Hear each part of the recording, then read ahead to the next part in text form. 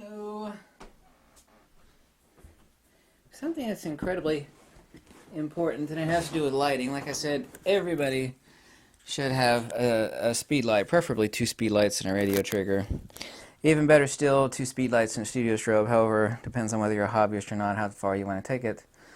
The important thing that I keep noticing is that not only are people more interested in talking about lenses and cameras all the time, which is understandable, they really, really should be concerned with lighting. Every person that's taken my advice and bought a speed light and, failed with it for a day or two, and what you're going to do, which is fine, like someone who's never ridden a horse before, they're going to ride on the back of the horse and they're going to get sores and, in my case, I would be breaking the horse's back, but, they're going to fail for a few days. They're going to fall off the horse, and then you're going to learn, wow, this is wonderful.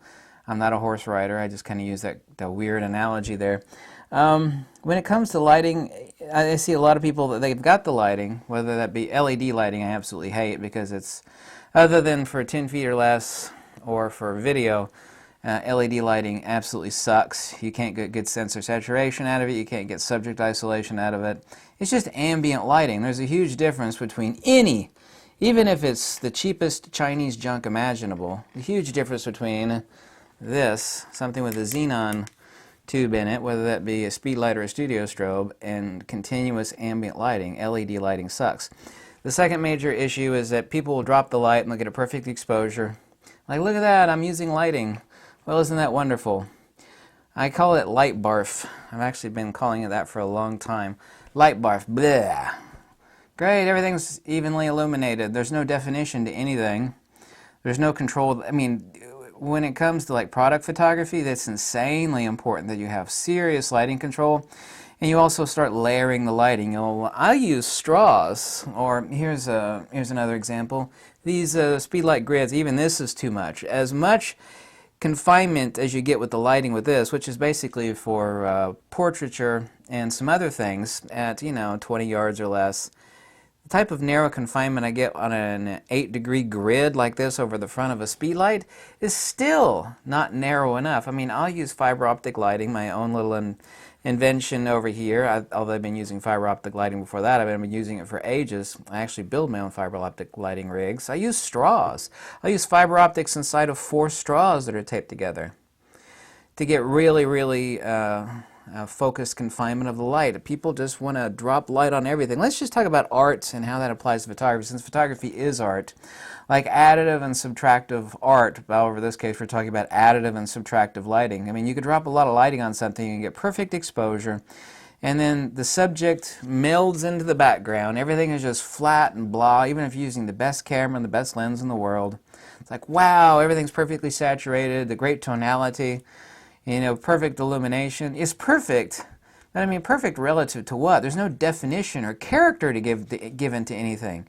You know what flat lighting looks like? The reason why morning and evening light is so beloved is not because it's orange in color. I mean, that's a very small reason. It's because it gives definition and character to things. You actually see the tonality and the rough surfaces. People talk about how much photographers love, and they do love morning and evening light, but they say, well, it's that orange lighting, and no, it's because you get definition to your subject. It's even if someone were only able to shoot in monochrome or could only see in monochrome, they can see that. They can't see the orange light. They can see the character and the definition given to it, where you actually differentiate out between your speculars, your diffuse or your midtones, and your highlights. When you just barf all over everything with light, there's no difference there's no shadows, there's no midtones, there's no highlights. It's just everything's just flat and perfectly illuminated. Well, I thought that's what photography is. You're supposed to properly light your subject, saturate it, give great tonality and micro contrast. Well, that's one level of it, but everything else is about control. I mean, if you have all the lighting in the world without control, I mean, you got some pretty blah lighting. I see people praising that all the time. It's kind of pedestrian. Like additive and subtractive art. I mean, everything is about space and counter space. I mean, if everything was about flooding light, then everybody would just walk around with a pair of speed lights with like some balloon diffusers on either side of the subject and do like macro photography of portraiture and everything. There'd be no characteristics given to someone's facial hair, or their nose, or their eyes. Everything would just be flat and dull. There actually is advantages to that, like ring lights over here, like these ABR 800 ring lights. There's actually a circular xenon tube, and you actually shoot relatively close up for portraiture and product photography, some other things. You get this interesting halo of light, and it's great for like removing the wrinkles out of old people. I mean, that has its place, and it has a unique look, but you know, characteristics in someone's, you know, facial features gives them definite. I mean, that's what character is by definition. If you've completely erased it out, then where the hell's the character gone?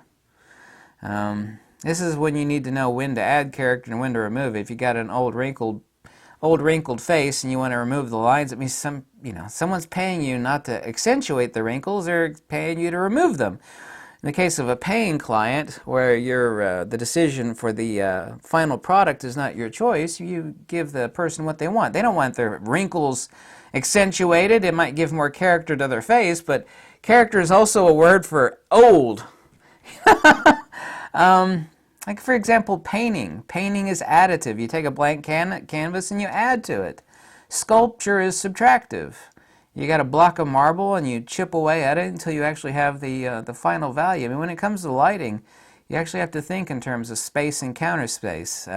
Think in terms, as a photographer, both as a painter, what you want to add, but not add too much.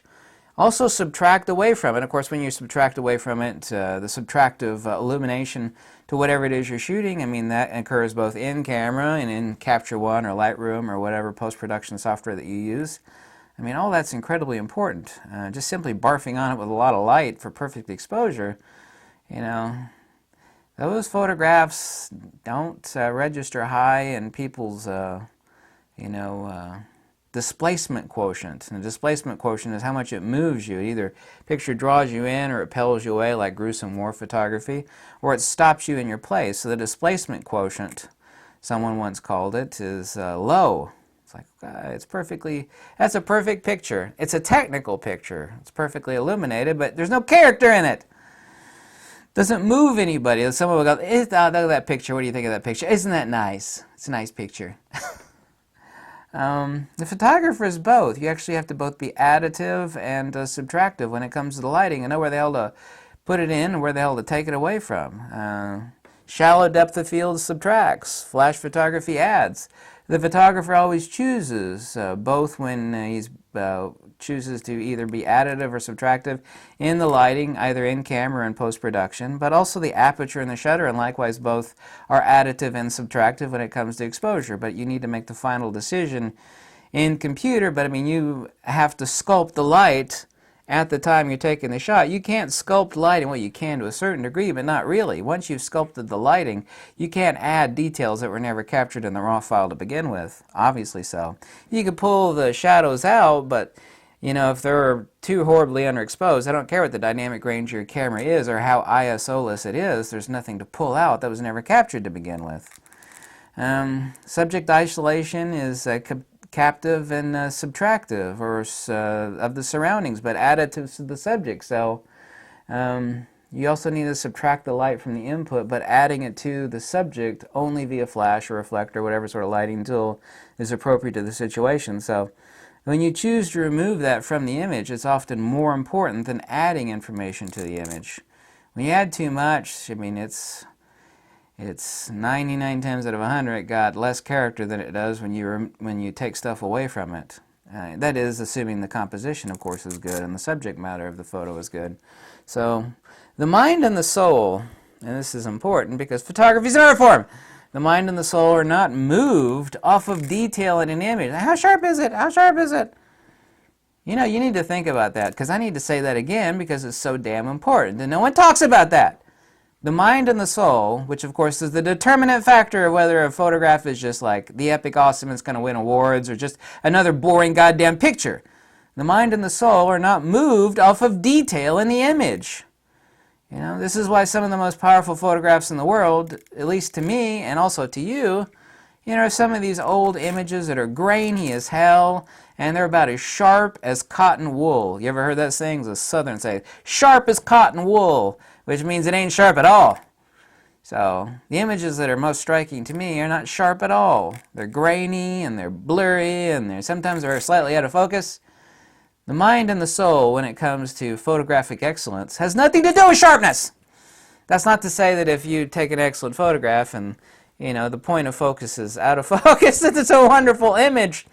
The point is that sharpness is not everything. Neither is focus is usually quite important, obviously. So, but some of the most amazing images I've ever seen of the entire shot was just slightly out of focus on purpose. It's like, wow, what a beautiful picture. I mean, how real are what's his face's artworks? They always draw a blank. And I know the artist, the guy with the dripping clocks. I mean, how realistic are the dripping clocks? The melting clocks. I know the artist's name, but I'm having a brain fart right now, and I've forgotten his name. How realistic are those? Or any one of countless super famous impressionistic artists. I mean, that stuff isn't sharp. It's not even painted sharp. You know what's there, and it either moves or it doesn't. That's all part of the composition. That's what the mind and the soul are moved by. Additive and subtractive illumination, which are important as a photographer to express your art form of what it is you're trying to actually say or want to say, is incredibly important. And just barfing on the shot with a ton of light and perfectly exposing it ain't gonna do it. That's why, like, the second most important thing after buying a speed light is lighting control devices, snoots, grids like this. Because when you got the light, and then, you know how to properly expose with speed lights, the second thing is sculpting the light and actually having confinement. And then the fifth layer, or the fourth layer of lighting, of course, is layering of light. All product photographers and the best photographers in the world have had one thing in common, is, well, actually two things. Not only are they a master of light, they're master of lighting control, where they have tight confinements, and they'll have multiple lights that do different things. Here's a hair light, here's the main light, here's a fill light, here's a kicker light underneath someone. The fourth thing, is the layering of the light. This layer, then that layer, then the hair light with like an orange gel to mimic the sun. They start layering the lighting. So they've got the lighting, then they got the lighting control, and then they got the confinement of that lighting for placement for layering. It depends on which one you count first, whether that's fourth or fifth. But anyway, I think I made my point. The important thing I want to say is that my favorite videos to do are the ones that none of these other YouTube photography channels do. It's like, that is quintessentially important for professional photography, but why does nobody talk about that? Nobody that I know of, at least none of the top 10 or 20 YouTube photography channels. Lighting doesn't cut it. Sure it does. It saturates. It does, but you got to have control of the lighting. It's like having a horse that's untamed. I got that beautiful $1 million horse. Yeah, but it's untamed. You can't ride it. It's like a wild beast. If you get close to it, it'll kick you in the balls, right? Beautiful, magnificent, super expensive. You got no control. It's an unbroken horse. When you break a horse and it's tame and you get to ride the damn critter, right? Lighting is the same way as a frigging horse. That's a pretty good analogy. Yeah, it is a good analogy. You got to be able to control it. And once you control it, of course, you can't layer a horse, so the analogy only goes so far. You have to layer the lighting. How do you layer a horse? I don't think there is a way you could layer a horse. Anyway, thanks so much for watching. This is really important part of photography. Nobody talks about it. You can read about it in books, but there's certainly nobody on YouTube that talks about it, so I love talking about important stuff that no one else talks about. Because if a lot of people are talking about something, it's generally not that important. And the important stuff never gets discussed. It's the same reason why nobody discusses wisdom or metaphysics or the ontology of being. I mean, these are the paramount important topics of all life. Nobody talks about that. Why? Because it doesn't get you laid and it doesn't make you money. That's why nobody talks about it. And because people are generally stupid. That's the main reason, actually. Thank you so much for watching, and peace out, Girl Scout. Увидимся, до свидания, and aloha. Do do do do do do do do.